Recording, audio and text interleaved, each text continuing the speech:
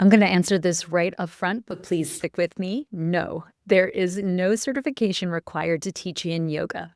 No governing body, no license, no yin yoga police. Now let's talk about what you actually need to teach yin yoga and teach it well.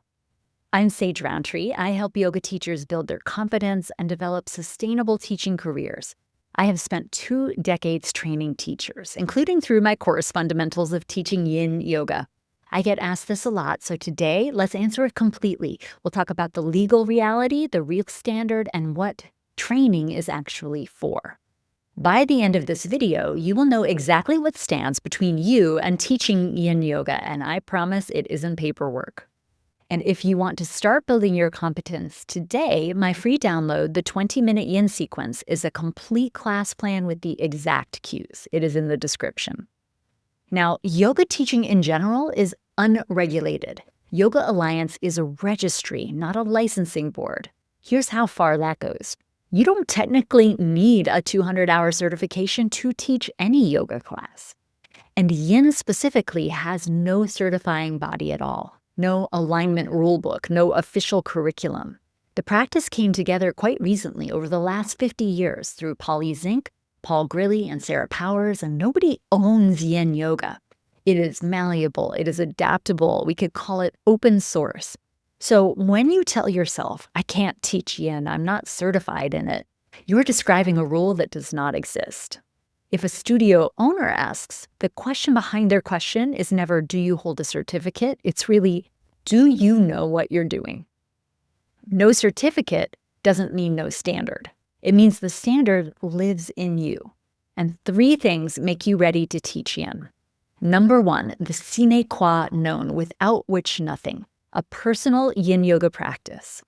You need to know from your own body what minute 4 of a shoelace hold feels like, the fidget impulse, the volume creeping up, the rebound on the way out. Teachers who skip this teach from theory. Teachers who practice yin yoga teach from their bones. The more you embody the principles of yin yoga, stillness, appropriate stress, and patience over time, the more authentic, embodied, and effective your classes will become. That is the closest thing yin yoga has to a credential. Number 2, you need some plain language physiology. You should be able to say what yin yoga targets, fascia, ligaments, joint capsules. You should be able to say why time matters more than depth. And you should know how to help a student discern to tell tension from compression without sounding like you're reciting a textbook. And hold your claims to a standard while you're at it. The yoga classroom has a long history of big statements with thin evidence behind them. Look for peer-reviewed support before you repeat a claim, and when in doubt, say less. You don't need to make sweeping statements about meridians in order to establish your authority. Let the power of the practice itself do that.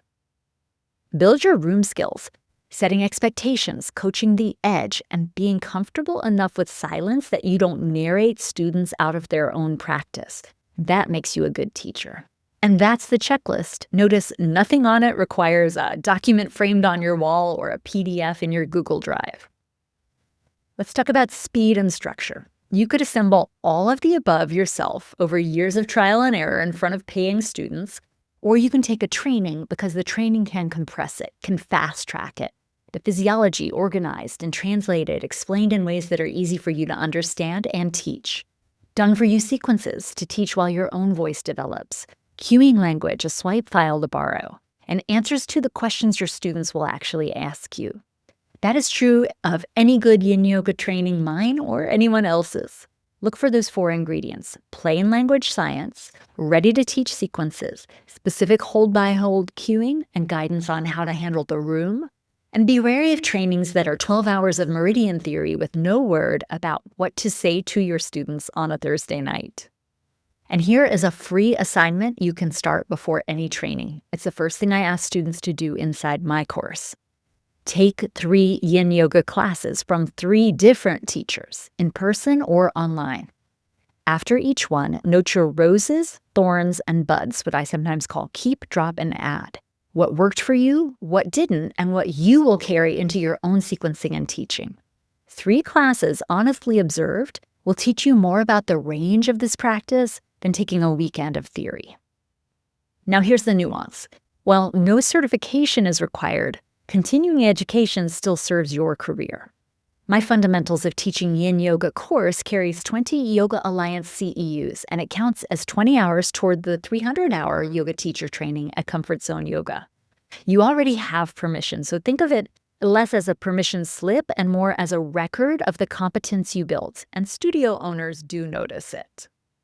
Were you ever told you couldn't teach a style of yoga without some certification? Which style and who said it? Tell me in the comments. I want to hear how widespread this myth is. Start tonight if you like. The free 20-minute yin sequence in the description is a complete balanced yin sequence with every cue written out for you. And once you're ready to build the whole skill set, physiology, pose database, lesson plans, cueing swipe file, and those 20 CEUs, Fundamentals of Teaching Yin Yoga is waiting. Link is below. Now the gate was never locked. Build the competence and just walk through it. Next up, the question every yin-curious teacher asks, what do you actually say during a 5-minute hold? That video is right here.